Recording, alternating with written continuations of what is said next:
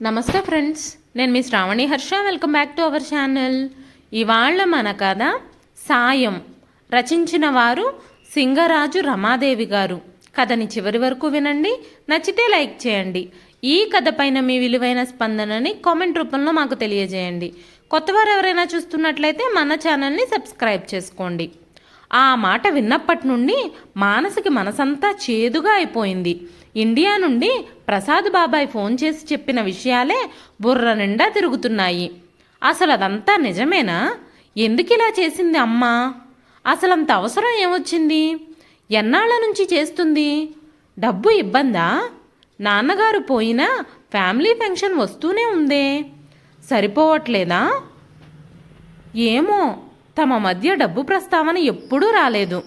తనకి తమ్ముడికి నాన్నగారు ఉద్యోగం చేస్తుండగానే పెళ్ళిళ్ళయ్యాయి. వాడు సింగపూర్లో సెటిల్ అయ్యాడు, తను అమెరికాలో. 2 ఏళ్లకోసారి సెలవుల్లో అమ్మ దగ్గరికి వెళ్ళి వస్తూనే ఉంటారు. ఎప్పుడూ అమ్మ వాళ్ళు ఇబ్బందుల్లో ఉన్నట్టు అనిపించలేదు. పైగా వెళ్ళినప్పుడల్లా తనకి పిల్లలకి ఏదో ఒకటి కొనివ్వడం, బట్టలు పెట్టడం అంతా మామూలే. చిన్నప్పటి నుండి తమకు ఆర్థిక ఇబ్బందులు ఏమీ లేవు. కనీసం తనకు తెలిసినంత వరకైతే లేవు. మరి ఏమిటిది? ఆలోచిస్తున్న కొద్దీ మనసంతా గజిబిజిగా ఉంది. మనోజ్కి తెలుసా? తెలిసి వాడు ఏమీ చేయకుండా ఊరుకున్నాడా? అసలు వాడు అమ్మకి ఏమైనా డబ్బు పంపుతున్నాడా? డబ్బు ఇబ్బంది వల్లేనా? చచా, ఇది తెలిస్తే అందరూ ఏమనుకుంటారు? తమని తిట్టిపోసుకోరు? అమ్మతో వారానికి 3 సార్లు ఫోన్లో మాట్లాడుతూనే ఉంటుంది తను. అమ్మ ఎప్పుడూ ఒక్క మాట కూడా అనలేదు. బాధపడినట్టు కూడా అనిపించలేదు. మరి లేక తనే తెలుసుకోలేదా? తన గోలలో తనుండి పట్టించుకోలేదా? మానసికి బాధ, అవమానం మనసంతా నిండి మెలిపెడుతున్నాయి. వెంటనే ఫోన్ చేసి అడుగుదామంటే ఏం వినాలో అని భయంగా ఉంది. తమ్ముడికి చేసి మాట్లాడదామంటే వాడికి అసలు విషయం ఎంతవరకు తెలుసో తెలీదు. మర్నాడు అమ్మే ఫోన్ చేసింది మానసకి. చాలా ఉత్సాహంగా మాట్లాడింది. పిల్లల గురించి అడిగింది. అమ్మ అడిగిన వాటికి అన్యమనస్కంగానే జవాబులు చెప్తూ ఉంది మానస. అడగాలి అనుకున్న విషయం ఆమె గొంతు దాటి బయటకు రావడం లేదు. ఆఖరికి అమ్మ ఇంకుండనా మరి అంటుంటే మెల్లగా అమ్మా అంది. ఒక్క క్షణం అవతలి వైపు నిశ్శబ్దం. తర్వాత చెప్పమ్మా అంది అమ్మ. మొన్న బాబాయ్ ఫోన్ చేశాడు, మెల్లగా మొదలుపెట్టింది. అమ్మ ఊహించిందే అనుకుంటా నిట్టూర్పు వదులుతూ ఏమన్నాడు అని అడిగింది. మేమంతా చచ్చామనుకున్నావా అమ్మా? ఏం మాతో ఒక్క మాట కూడా అనలేదు? మనోజ్ ఏమీ పంపకపోతే నాకైనా చెప్పకపోయావా? ఎంతో సౌమ్యంగా మెల్లిగా అడుగుదామని ప్లాన్ చేసుకుంది. కాస్త కోపం, ఏడుపు కలగలిపిన గొంతుతో ఒక్కసారిగా అడిగేసింది మానస. ఏంటమ్మా నువ్వు అంటున్నది? పంపటం ఏమిటి? తల్లి భవానీ గొంతులో అయోమయం. అదేనమ్మా, నీకు డబ్బు ఇబ్బంది ఉంటే మాకు చెప్పొచ్చు కదా. అయినా నీ కొడుకు లక్షల్లో సంపాదిస్తున్నాడు. ఏం ఆ మాత్రం పంపలేడా? లేక అక్కడ వాడు కొన్న ఆస్తులకి ఈఎంఐలు కట్టడానికి సరిపోతుందా వాడి జీతం? గొక్క తిప్పుకోకుండా అక్కసంతా వెళ్ళగక్కింది మానస. మను, నువ్వు ఏమంటున్నావో నాకు అర్థం కావడం లేదు. అసలు నాకు డబ్బు ఇబ్బంది అని ఎవరు చెప్పారు? నెల నెలా వచ్చే మీ నాన్నగారి పెన్షన్ నాకు బాగానే సరిపోతుంది. నా ఒక్కదాని ఖర్చు ఎంతని? నాకు నువ్వు పంపక్కర్లేదు, నీ తమ్ముడు అంతకన్నా పంపక్కర్లేదు. భవానీ స్వరం కాస్త తీవ్రంగానే వినబడింది. ఆ స్వరానికి మానస కాస్త తగ్గి, మరి బాబాయ్ అలా చెప్పాడేమిటి? కొంచెం సంశయంగా అడిగింది. ఏమని చెప్పాడు? అదే, నువ్వు 4 ఇళ్లల్లో వంటలు చేస్తున్నావని. ఆ మాటలు అంటూనే ఎలాగో అనిపిస్తూ ఉండగా ఎలాగోలా అనేసింది. భవానీ ఏ భావమూ లేకుండా అలా అన్నాడా అంది. అబ్బా ప్లీజ్ చంపకమ్మా, అసలు విషయమేంటో చెప్పు. నాకు విన్నప్పటి నుండి మనసులో లేదు. ఎంత బాధగా ఉందో తెలుసా? నిజమేనా అది? ఆతృతగా అడిగింది మానస. నిజమే, స్థిరంగా అంది భవానీ. వంట వరకు నిజమే, కాకపోతే 4 ఇళ్ళకి నేను వెళ్ళి చెయ్యట్లేదు. నా ఇంట్లో నేను చేసింది నలుగురు వచ్చి తీసుకెళ్తున్నారు. అంటే ఇంట్లో మెస్ లాంటిదేమైనా పెట్టావా? మానసిక అయోమయం అంతకంతకీ పెరిగిపోతుంది. మను, నన్ను అసలు చెప్పనిస్తావా? కాసేపు నువ్వు ఆందోళన పడకుండా, అడ్డు ప్రశ్నలు వేయకుండా వింటాను అంటే వివరంగా చెప్తాను అని చెప్పడం మొదలుపెట్టింది భవాని. కొన్నాళ్ల క్రితం పక్క ఫ్లాట్ ప్రీతి లిఫ్ట్ తెరుచుకొని వాళ్ళింటి వైపు వెళుతూ హలో ఆంటీ అని పలకరింపుగా నవ్వింది. అప్పుడే సాయంత్రం వంట ముగించి టీవీ ముందు కూర్చున్న నేను హలో బాగున్నావా ప్రీతి అంటూ పలకరించాను. నీరసంగా నవ్వుతూ లేదాంటీ, 2 రోజుల నుంచి మోషన్స్ వామిటింగ్స్, ఇప్పుడే డాక్టర్ దగ్గరికి వెళ్ళి మందులు తెచ్చుకున్నాను అంది. అరే అవునా, ఏమైంది? బయట ఫుడ్ ఏమైనా తిన్నారా? పడలేదా అని అడిగాను. మేం వారంలో 5 రోజులు బయట ఫుడ్డే కదా ఆంటీ. లంచ్ రోజు మా ఆఫీస్ క్యాంటీన్లోనే, రాత్రి కూడా లేట్ అయితే బయట నుంచి ఆర్డర్ చేస్తాం. అసలు 4 రోజుల నుంచి ఏం చూసినా కడుపులో తిప్పుతుంది అంటూ చెప్పుకొచ్చింది ప్రీతి. ప్రీతి వాళ్ళ ఆయన ఇద్దరూ సాఫ్ట్వేర్ ఉద్యోగాలే. రోజుకు కనీసం 14 గంటల పని, హడావిడి జీవితాలు. అయ్యో, నేనిందాకే కాస్త కరివేపాకు కారప్పొడి చేశాను, నోటికి రుచిగా ఉంటుంది, కాస్త ఇవ్వనా అన్నాను. ఇవ్వండి ఆంటీ ఆశగా అంటూ నాతో పాటే లోపలికొచ్చింది ప్రీతి. ఒక చిన్న స్టీల్ బాక్స్లో వేసి ఇచ్చాను. థ్యాంక్స్ ఆంటీ అంటూ. అబ్బా, ఎంత నీట్గా ఉంది ఆంటీ ఇల్లు, వంటిల్లు అయితే మరీ అంది.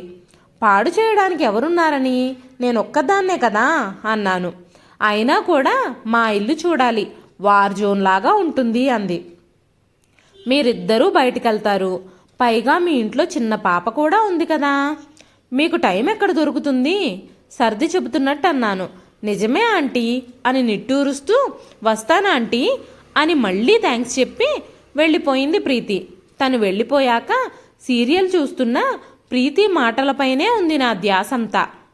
కోటి విద్యలు కూటి కొరకే అన్నారు, కానీ ఇప్పటి విద్యలు, ఉద్యోగాలు డబ్బులు తెచ్చిపెట్టినా కూటికి టైం లేకుండా చేస్తున్నాయి. వచ్చిన జీతాలతో కార్లు, ఫ్లాట్లు, ఖరీదైన వస్తువులు కొంటున్నారు, కానీ ఆ కొన్నవాటిని అనుభవించే తీరిక లేదు, కడుపుకింత కమ్మగా తినే సమయమూ లేదు. ఏమిటో అనుకున్నాను. మర్నాడు పగలంతా ప్రీతి కనబడలేదు. వాళ్ళ ఫ్లాట్ తలుపు తీసినట్టు అనిపించలేదు. సాయంత్రం అనుకుంటా మళ్ళీ వచ్చింది, ముందు రోజు నేనిచ్చిన స్టీల్ డబ్బా పట్టుకొని. ఎలా ఉంది ప్రీతి, తగ్గిందా అంటూ పలకరించాను. పర్వాలేదాంటీ, ఇవాళ కొంచెం బెటర్, ఒక్క రోజుకే పీక్కుపోయిన ముఖంతో అంది. టీపాయ్ మీద స్టీల్ బాక్స్ పెట్టి సోఫాలో కూర్చుంటూ, ఆంటీ కారప్పొడి ఎంత బాగుందో, 2 పూటలు దాంతోనే తిన్నాను.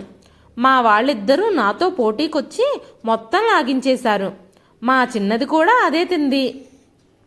రాజు అయితే ఆంటీని అడిగి రెసిపీ రాసుకో అని చెప్పాడు. గలగలా చెప్పుకొచ్చింది. అయ్యో, నేను కొంచెమే చేశాను, మళ్ళీ చేసిస్తాలే నవ్వుతూ అన్నాను. కాసేపు కబుర్లు చెప్పి వెళ్ళిపోయింది. ఆమె మాటల్లో నాకు అర్థమైంది, ఇంటర్ నుండి ప్రీతి చదువంతా హాస్టల్లో సాగింది. క్యాంపస్ సెలక్షన్లోనే ఉద్యోగం, హాస్టల్ నుండి పీజీ అకామిడేషన్లోకి, అక్కడ మెస్ భోజనమే. ఇప్పుడు ఈ సంసారం, ఇంటి పని, వంట పని, పాప పనితో సతమతమవుతోంది. పైగా వంట అస్సలు అలవాట్లేదట.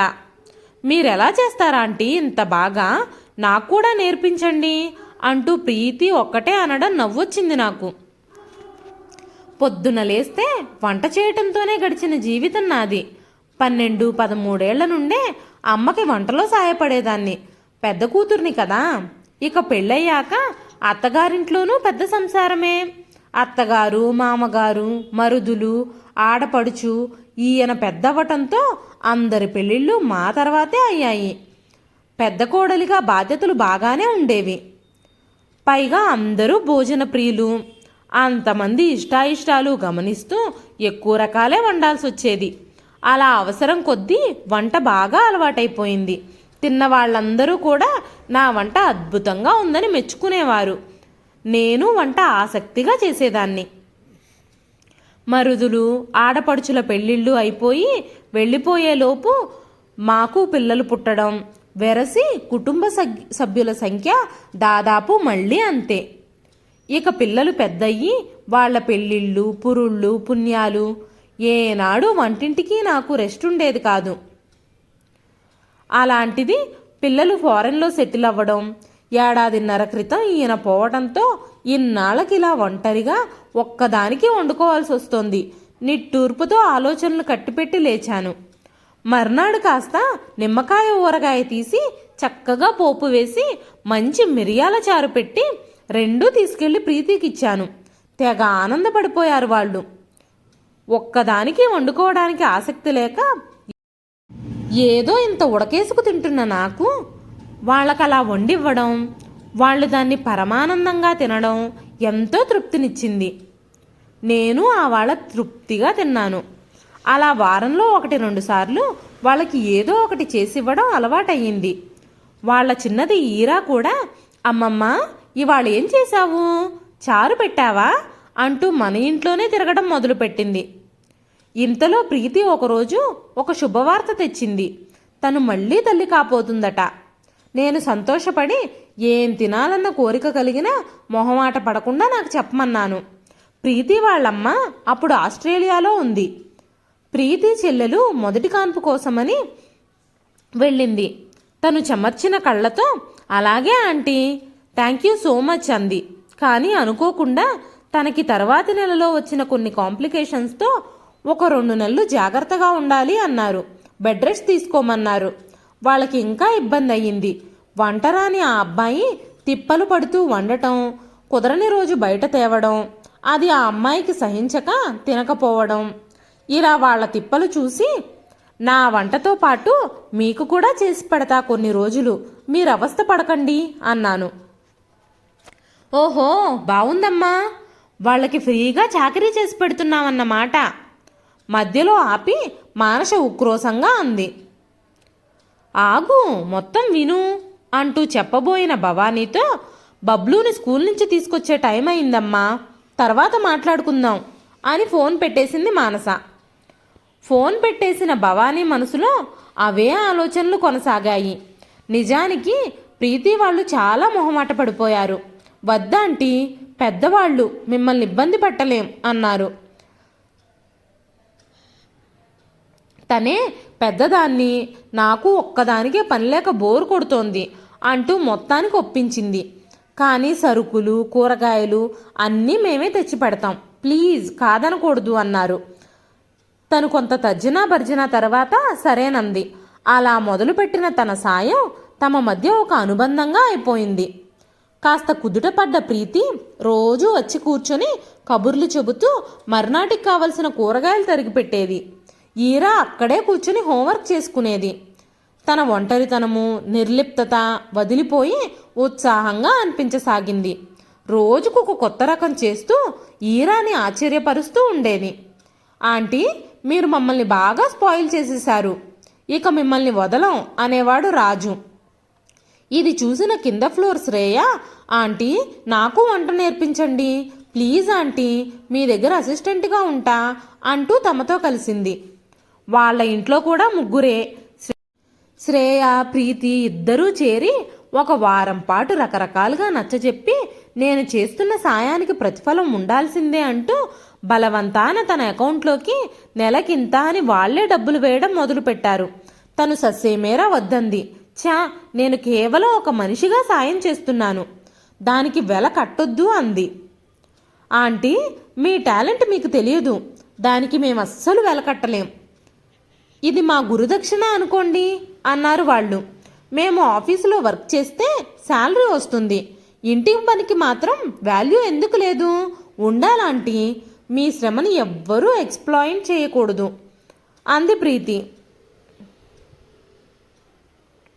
నాకు వాళ్ళ మాటలు కొత్తగా అనిపించిన ఆలోచనలో పడేశాయి. రోజు సాయంత్రం ఇద్దరూ వచ్చి పాపం కబుర్లు చెబుతూ మర్నాటి వంటకు నాకు కావలసిన కూరలు తరిగి, టిఫిన్కి పిండి ఏదైనా రుబ్బాల్సి ఉంటే రుబ్బి అన్నీ రెడీగా పెట్టి వెళ్ళేవాళ్ళు. ప్రీతిని వద్దని శ్రేయానే ఎక్కువగా చేసేది. శ్రేయ కూతురు పింకీ వాళ్ళింట్లో ఉన్న బ్లాక్ బోర్డు ఒకటి తెచ్చి గోడకి తగిలించింది. ఈరా తను కలిసి దాని మీద 2 days మెనూ అని రాసి దాని కింద ఆ రోజు వంటకాలన్నీ రాసి పక్కనే ఆ కూరగాయ బొమ్మలు గీసేవాళ్ళు. ఇద్దరూ చిన్నవాళ్లే. ఒక్కొక్క వంటకి వాళ్ళు ఇంగ్లీష్లో రాసే స్పెల్లింగ్స్ చూసి మేము తెగ నవ్వుకుంటూ ఉండేవాళ్ళం.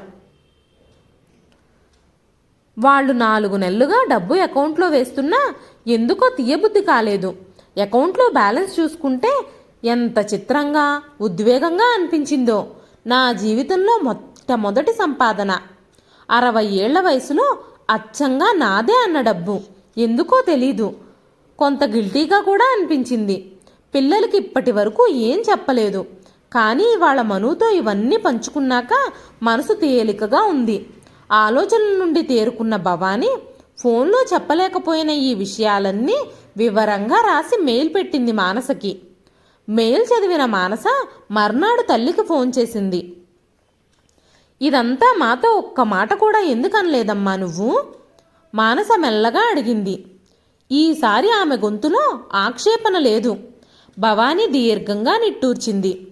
మీరు దీనికి ఎలా స్పందిస్తారో అర్థం కాలేదు. మాటల్లో చెబితే మీ బాబాయ్ అన్నట్టు చేసేది వంట పనే అయితే అసలు ఆ పనికైనా ఎందుకు అవమానపడాలి? సరైన రీతిలో అర్థం చేసుకుంటే అది ఒక ఉద్యోగమే. ఎక్కడో దూరాన ఉన్న మీకు ఈ నేపథ్యం అంతా చెబితే తప్ప అర్థం కాదు. అప్పుడు కూడా నచ్చకపోవచ్చు. మీ నాన్న ఉన్నప్పుడు కూడా నేను ఏది చెప్పాలన్నా 100 సార్లు రిహార్సల్స్ వేసుకుని చెప్పేదాన్ని. దేనికి కోపం వస్తుందో తెలిసేది కాదు.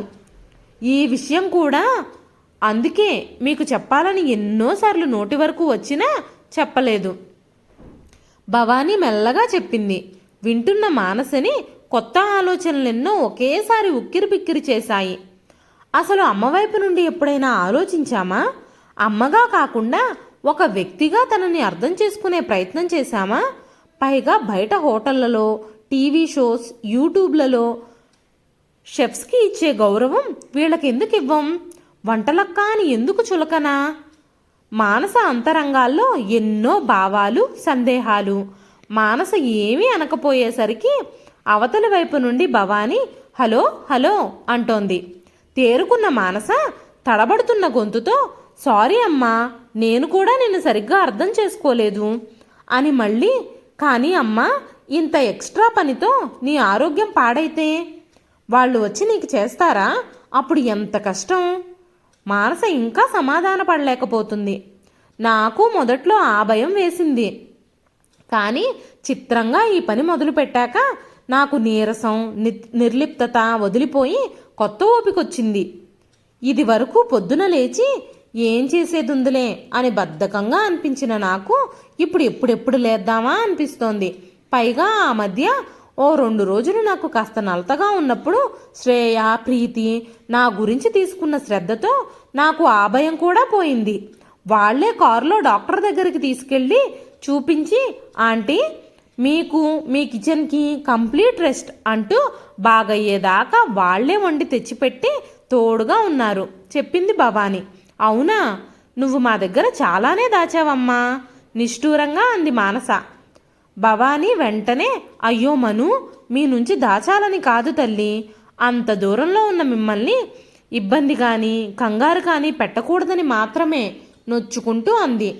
కానీ ఒకందుకు సంతోషంగా ఉందమ్మా. నేను తమ్ముడు ఇద్దరం దగ్గరలో లేం. డాడీ పోయాక నువ్వు ఒంటరిగా ఎలా ఉంటున్నావో అన్న దిగులుండేది. ఇప్పుడు నువ్వు ఇవన్నీ చెప్తుంటే హ్యాపీగా ఉందమ్మా. అసలు ఆ ప్రీతి, శ్రేయ ఎవరో నేను కూడా చూడాలి, మాట్లాడాలమ్మా. చెప్పాలంటే మా ప్లేస్ వాళ్ళు లాగేసుకున్నారు కదా, ఒకంత అసూయగా అంది మానస. భవానీ నవ్వి అదేమీ లేదు, మీ స్థానం మీదే మను.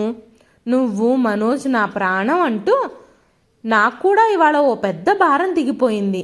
ఇన్నాళ్ళు దాచుకున్నది నీకు చెప్పేశాను, ప్రాణం తెరిపిన పడ్డట్టుంది అంది. మానసకి తల్లిని కొత్తగా చూస్తున్నట్టు అనిపించింది. ఇద్దరి మధ్య కొత్త అవగాహనతో దగ్గరతనం పెరిగినట్టు అనిపించింది. ఇప్పుడు మానసకి ప్రీతి, శ్రేయ ఇద్దరూ ఫేస్బుక్ ఫ్రెండ్స్. వాట్సాప్లో, ఫేస్బుక్లో వాళ్లతో మాట్లాడుతూనే ఉంటుంది. ఒక 15 రోజుల తర్వాత అమ్మతో కాన్ఫరెన్స్ కాల్ మాట్లాడుతోంది. మానస, తమ్ముడు, మరదలు కూడా ఉన్నారు కాల్లో. ఇటు అమ్మ పక్కన శ్రేయ, ప్రీతి. అందరి ముఖాల్లో ఒక సంతృప్తి, ఉత్సాహం. శ్రేయ, ప్రీతి ఇద్దరూ పోటీ పడి చెప్తున్నారు మానసకి, మనోజ్కి ముందు రోజు ఆదివారం వాళ్ళు చేసిన కార్యక్రమం గురించి. ఆంటీ నిజంగా అన్నపూర్ణ, మా అందరికీ నిజంగా ఇన్స్పిరేషన్. అంకుల్ బర్త్డే యానివర్సరీ సందర్భంగా మా ఇళ్ళ దగ్గర బస్తీ వాళ్ళు మొత్తం 60 మందికి వండి పెట్టారు తెలుసా? ప్రీతి ఉత్సాహంగా చెప్తోంది. అది కూడా మొత్తం తన సొంత శాలరీ డబ్బుతో. శ్రేయ పక్క నుండి అందిస్తోంది. అమ్మ చిరునవ్వుతో వాళ్ళ మాటలు వింటూ, పాపం కిందటేడాది ఈ లాక్డౌన్ వల్ల వాళ్ళకి చేతిలో పని లేదు, పైసలు లేవు, తినడానికి తిండి లేదు. అందుకే నాన్న పేరు చెప్పి వాళ్ళకి ఒక్క పూటైనా తిండి పెడదామని అనిపించింది. చెబుతున్న అమ్మ ముఖంలో బోలెడంత సంతృప్తి. గ్రేట్ అమ్మా, రియల్లీ గ్రేట్, ఉద్వేగంగా అంటున్నాడు మనోజ్. మేము ఇలా మొదలు పెట్టేసరికి అపార్ట్మెంట్లో చాలామంది మేం కూడా హెల్ప్ చేస్తామన్నారు. సో ఈ కార్యక్రమం ఎవ్రీ మంత్ చేద్దాం అనుకున్నాం, ప్రీతి చెప్పింది. ఆంటీకి ఇక్కడ ఫ్యాన్సు, హెల్పర్సు చాలామంది తయారయ్యారు. ఆంటీ సూపర్వైజ్ చేస్తే చాలు, మేం వండేస్తాం అంటున్నారు. శ్రేయ నవ్వుతూ చెప్తోంది. అత్తయ్య, మీరు ఒక ఫేస్బుక్ పేజ్ స్టార్ట్ చేయాలి, కోడలు కావ్య అంటుంది. నాకెందుకు కావ్య అవన్నీ, చిన్నగా నవ్వుతూ అని. అది కాదు కానీ పిల్లలు ఒక మంచి పని మొదలు పెడితే అందరూ ఎలా కలిసొస్తారో అర్థమైంది. వాళ్ళ ఆకలి తీర్చడానికి చేతనైనంత చేద్దాం అనిపిస్తోంది, చెమర్చిన కళ్ళతో అంది భవాని. వింటున్న మానస తల్లినే అబ్బురంగా చూస్తోంది. తమ కుటుంబానికే పరిమితం చేసిన అమ్మ ప్రతిభ, నైపుణ్యం ఈరోజు 10 మందికి ఉపయోగపడుతున్నాయి. తనకంటూ సంపాదన మొదలైందని అమ్మ సొంతానికి ఖర్చు పెట్టుకుందా అనుకోలేదు. ఏ బంగారమో కొంటాను అనలేదు.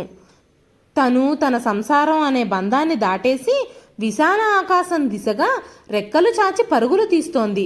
పరిధి విస్తరించుకొని కొత్త గుర్తింపు పొందుతోంది. మానసకి అంతా కలలాగా ఉంది. అమ్మ ఆమెను ఆశ్చర్యపరుస్తూనే ఉంది. మనసులోనే అమ్మకు మరోసారి వందనాలు తెలుపుకుంది. ఆ తర్వాత వారానికి వచ్చిన మదర్స్ డే సందర్భంగా అమ్మ ఫోటో ఫేస్బుక్లో పోస్ట్ చేసిన Manasa, earning at the age of 60 and spending it, how proud of you mom అని కామెంట్ పెట్టింది. ప్రీతి, శ్రేయ ఇద్దరూ లైకులు కొట్టారు. వాళ్లతో పాటు అనేక వందల మంది లైకులు కొట్టారు. అన్నట్టు బాబాయ్ లైక్ కొట్టలేదు, కానీ పిన్ని లైక్ కొట్టింది. కొట్టడమే కాదు, మీ బాటలో నడవాలనుంది అక్కయ్య గారు అని కామెంట్ కూడా పెట్టింది. ఇదండి ఈరోజు కథ. ఈ కథ నచ్చితే ఒక్క లైక్ చేయండి. ఈ కథ పైన మీ విలువైన స్పందనని కామెంట్ రూపంలో మాకు తెలియజేయండి. మరెన్నో ఇలాంటి ఇంట్రెస్టింగ్ కథల కోసం మన ఛానల్ని సబ్స్క్రైబ్ చేసుకోండి. మరొక మంచి కథతో మళ్ళీ కలుస్తానండి. అంతవరకు సెలవు.